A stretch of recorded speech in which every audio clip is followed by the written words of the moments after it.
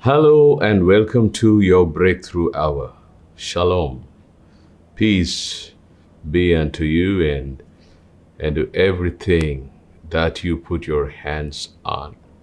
It is indeed a joy to meet you through this broadcast. And the amazing thing about this moment is this is a moment for your breakthrough. No matter whatever you're struggling with, God has answers for your situations through his presence and his word. And here we are. This program is all about bringing solutions from the word of God into your life. And God's word is replete with solutions. Whatever the solution that you need for life, it is found in God's word. And especially the last few episodes, we've been talking about the family and how to experience God's blessing in the family, how to experience a spiritual atmosphere in the family. The blessing in the family is connected to the spiritual atmosphere in the family. And family is an important unit created by God, and it's important in the sight of God. And God loves the family and he blesses the family, whether the family is just two people or it's more. But God wants to bless your family. And if you're really seeking for an answer from God concerning something in your family, maybe it is a situation, maybe it's peace in the family, God has answers for you. So get ready to receive. Shall we go? Now, how to create a spiritual atmosphere in the family. There are people who say, when I go home, I feel a kind of pressure. Then some say that when I sleep in the night, I have bad dreams. And then there are people who say there's been sickness after sickness in the family, or there's been accident upon accident for somebody in the family. Now, all these things, without exaggeration, I want to just tell you one thing points to the creation or the need to create a spiritual, a godly atmosphere at home. And that's the importance. And that's what we're trying to do. And as we're seeing in the Word of God, I've been teaching on how you can actually create an atmosphere in the family at home that can actually evict all this evil, which is sickness, which is financial distress, which may be, those bad dreams that come at night, or those things that should not happen that happen. Everything can be changed. And that's what we've been seeing of how prayer has a role in that. We saw the different kinds of prayer, and we looked into how dedicating the house matters, dedicating it to the Lord. Then how applying the blood of Jesus at home makes all the difference. So all these episodes are, if you have not watched it, you can actually watch it by going on to our YouTube channel, English space FCC. FCC is Fountain of Compassion Church. And you can go in, watch, subscribe, and you can even share it with those who really you feel would be blessed through these teachings. And today, we're going to see some more keys of how to create a spiritual atmosphere at home. But just before we go, let me read the bottom line text, Isaiah 32, verse 18. My people, God says, will dwell in a peaceful habitation, in secure dwellings, and in quiet resting places. So God promises peace, which means nothing is missing, nothing is broken. Peace that passeth understanding, human understanding. And then there is security, where the family is a place where there is acceptance, there is reconciliation, there is healing. And then there is the rest that God is in control, the rest that, there's kindness at home. There is kindness at home. There is sweetness at home. Now, how to literally have this experience? God wants you to experience that. Psalm 118, verse 15, talks about how to create an atmosphere of God in the family. Let me read Psalm 118, verse 15. The voice of rejoicing and salvation is in the tents of the righteous. The right hand of the Lord does valiantly. Now, here the psalmist talks about the tents of the righteous actually being filled with rejoicing, the voice of rejoicing and salvation. What does it mean, the voice of rejoicing and salvation? He doesn't only mention rejoicing, which can mean any kind of happiness that comes through a party, celebrating a festival, celebrating a birthday or this or that, even worldly celebrations. No, it says the voice of rejoicing and salvation. So it's obviously the house being filled by the sound of thanksgiving, the sound of praise, the sound of worship. So that's good and that's important. And where we need to find ways out, whether it's through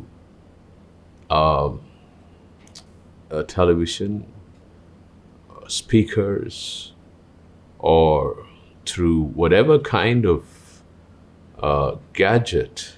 It can be as simple as your phone, where the songs of praise and worship comes out. Obviously, it begins from your heart. The psalmist says in the same psalm, let me read from verse 13 through 14. You pushed me violently that I might fall, but the Lord helped me. And that's a testimony. The enemy tried to push the psalmist that he could fall, but God came through. And that can be the testimony of so many of us. I can tell that. Many a time when the enemy tried to push me down that I might fall, but the Lord has helped me, and He has lifted me. He's put my foot on the rock. I'm planted on Jesus, on Christ. Verse 14, because of that, of what the Lord has done, the psalmist says, the Lord is my strength and song, and He has become my salvation. The Lord is my strength and song. Hallelujah.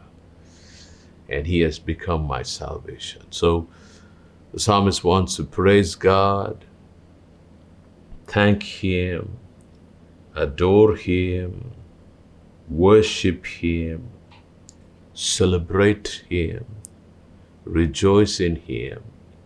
And one of the best ways you can do this is through singing. That's why He says, "The Lord is my strength and my song."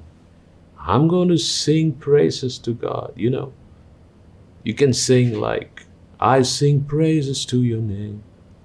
Oh God, praises to your name. Oh Lord, for your name is great and greatly to be praised." Hallelujah. And you know what? As you sing, as I sing, I'm just adoring the Lord, for He is great and He has done great things. Now, they're a beautiful song.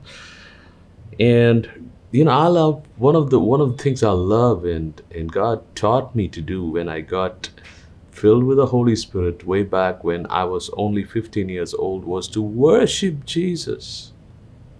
Hallelujah. And worshiping is a beautiful, beautiful thing. And you can worship Him for who He is and for what He has done. Like, there are songs like, "He has done great things. He has done great things. You have done great things, and I will bless your holy name. Bless the Lord, O my soul, and all that is within me. Bless His holy name." Hallelujah. And you feel the presence of God, and I feel the presence of God. It's so beautiful to worship Him. "The Lord is my strength and my song.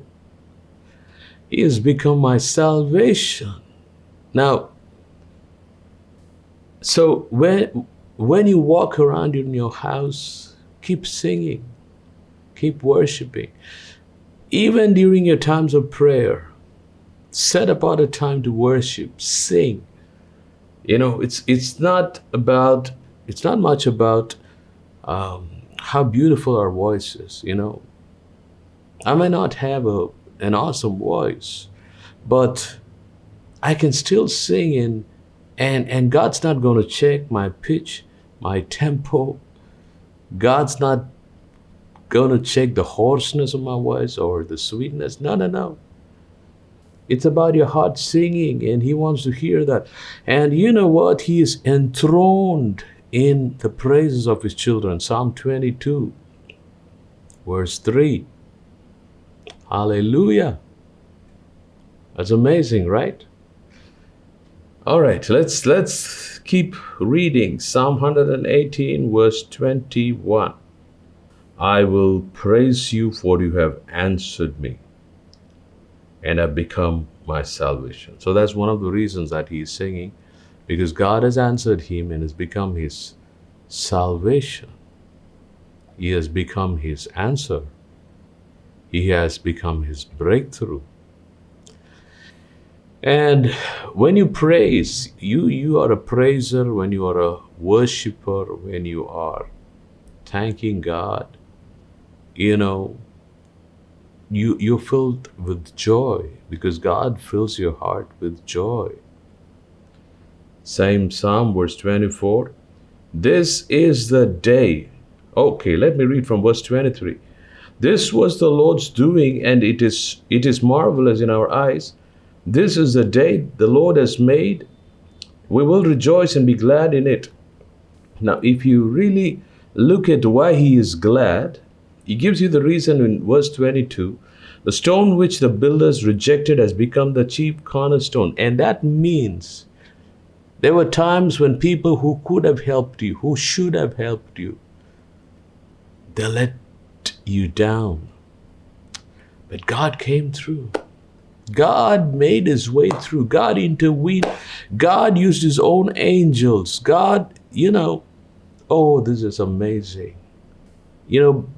Probably you asked some people to help you, and they didn't, or they couldn't. whatever be it. But and you were kind of waiting and there was no answer. But then God had his own way, chose his own people, sent his own angels your way, and he helped you.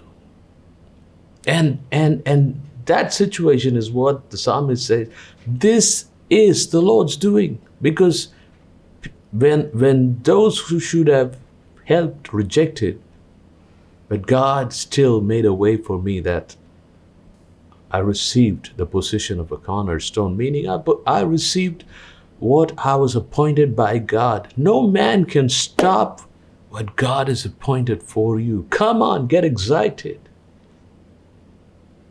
And that's when he says, this is the Lord's doing. It's marvelous in our eyes. So you say that this happened because it's not me who did it. Nobody did it. But God did it for me. It is God who came through. It is God who sent his angel. It is God who brought me help. And it's marvelous. Every time you recognize the work of God, it just marvels you. You are super excited. And right at your home, maybe going through challenges, doesn't matter, but you're praising God, you're worshiping God, you're thanking him, and he puts a joy in your heart. He puts a peace in your heart. He puts that gladness in your heart, and you begin to sing and praise and worship. And you know what? You're creating an atmosphere of God at your home. Not only at your home. If you're going to your work and you're walking to your work, you are actually the moving temple of God, the moving house of God as you worship him. God's presence is like, somebody wears a nice perfume, walks past you, you smell it, and you say, because the air has caught that perfume in, and you say, this is awesome. That's how people would feel when you walk past, when you come into that office, even when you meet those people, strangers, those meetings, they would say, after all that official work is done, you find favor and people come up to you and say, there's something different about you. We see something different, a different aroma. Praise God. And that is the atmosphere. You can worship him on the way, on your matatu, the vehicle that you go, no matter how cramped it is, or the bus, or the car, getting stuck in the traffic, just worship him. Oh, God creates an atmosphere. And you do that at your house. And, instead of listening to those long television news and seeing those documentaries for hours, I tell you, what good does that do to you?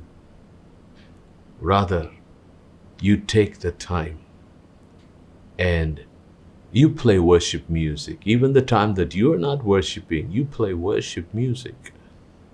And you sing and you praise him. And it creates an atmosphere where God is enthroned, where God is reigning. And whatever that is not of God is not supposed to exist in that atmosphere of God.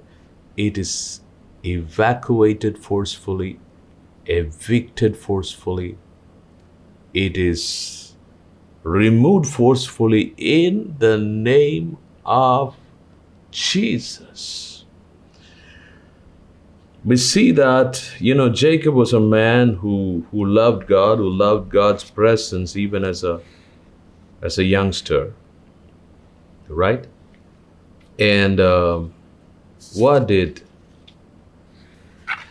God do? God showed him a beautiful dream in Genesis 28. And Jacob wakes up and he does something beautiful.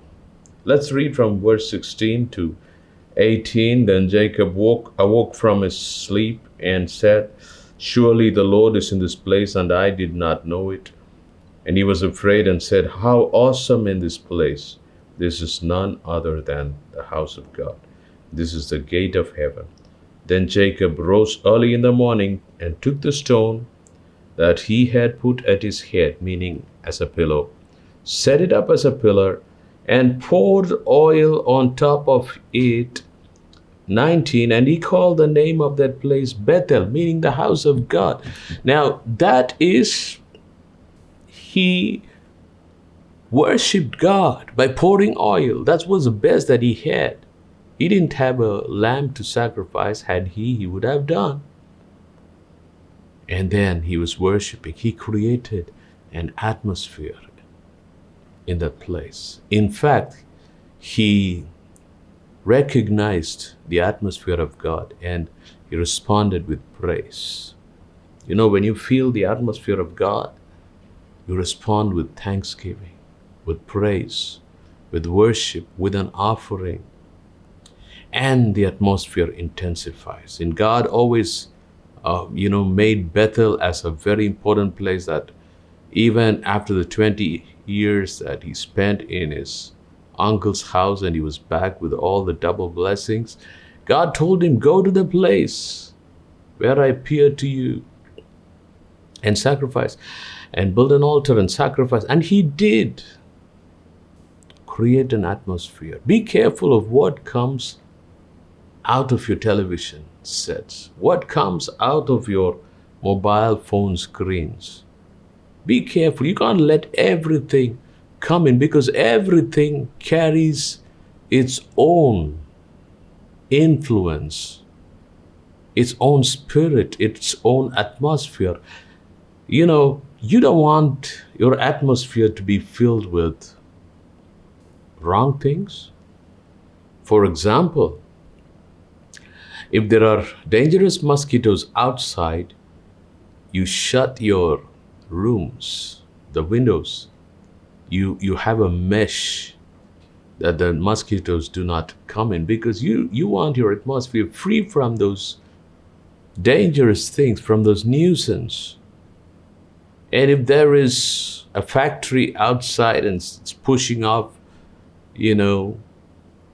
wrong or pungent gases, and there's a house that comes for sale and you're looking to buy one, if that house is going to be in that vicinity, would you buy that? You're not going to, because you know that those gases, those toxic smoke is going to come into that house, pollute the atmosphere, because the atmosphere is already polluted. You find for another place where the air is clean. More so is the spiritual atmosphere important, that you don't take it lightly, that you don't let the world and all its spiritually polluted things come into your house.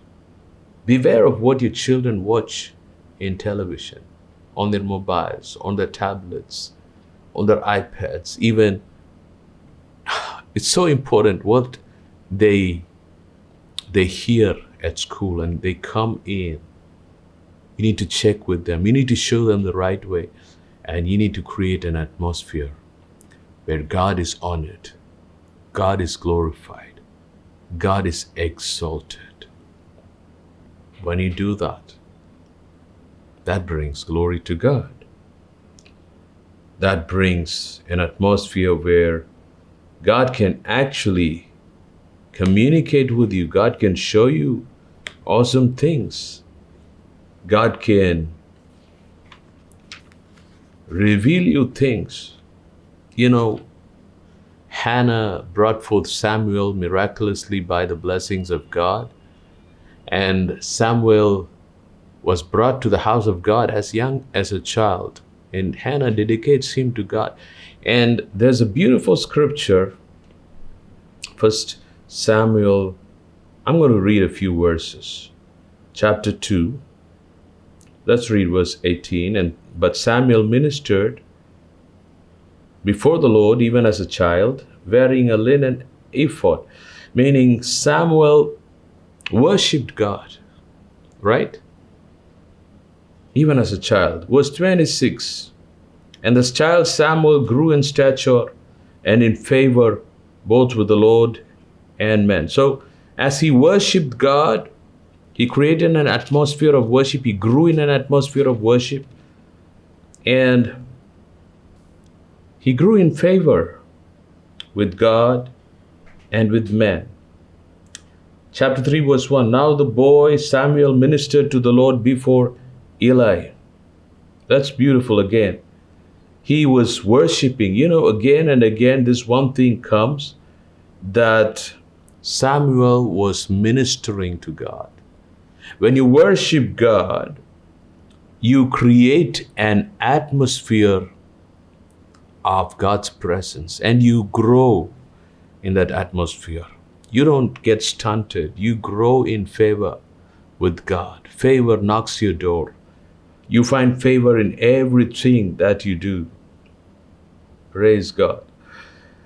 All right. And I want to read another scripture. Let's read chapter 3 and verse 19. So Samuel grew and the Lord was with him. Look at that. Because Samuel was in the presence of God, he ministered to God. He created an atmosphere of God. He had favor. God was with him. And obviously we also see in chapter 3, God speaking to him in verse 4, that the Lord called Samuel and he answered, "Here I am." Hallelujah. So that is so beautiful. You want to hear God. You want to hear the voice of God. You want to see the visions from God, no nightmares. But you want your sleep to have beautiful dreams, instructions from God. Then you do this. Create an atmosphere of thanksgiving, praise, and worship at your home, wherever you are. You're going to see God's blessing upon your family. And we know that Samuel later grew up to be a mighty prophet. Verse 21 of chapter 3. Then the Lord appeared again in Shiloh, for the Lord revealed himself to Samuel in Shiloh by the word of God. So God revealed himself to Samuel. Samuel became a mighty man of God. And God blessed Samuel to be a blessing to the nation. Your house will be blessed. Your family will be blessed. Shall we pray? Father, in the name of Jesus, we thank you for this wonderful time. Thank you for ministering to us through your word. And I pray in the name of Jesus, everyone who's heard your word and who's made a decision today that they are going to create an atmosphere of God through praise and worship, may the Spirit of God help. And I pray into every house this word of God has come into. May every darkness flee in the name of Jesus. May everything that is negative, that is not of God, be uprooted in the name of Jesus. May there be a shout of praise, thanksgiving, worship, and adoration, and songs of salvation in the house of your children, O Father, through which there'll be peace, there'll be healing, there'll be security, there'll be rest, there'll be reconciliation, there'll be restoration in the atmosphere, in the family from today, Father. For I thank you that it is done in Jesus' name. Amen. Amen. I believe God has ministered to you through this word. If you're blessed, do let us know how you've been blessed. You can call the numbers on the screen. I'll see you again next week. God bless you.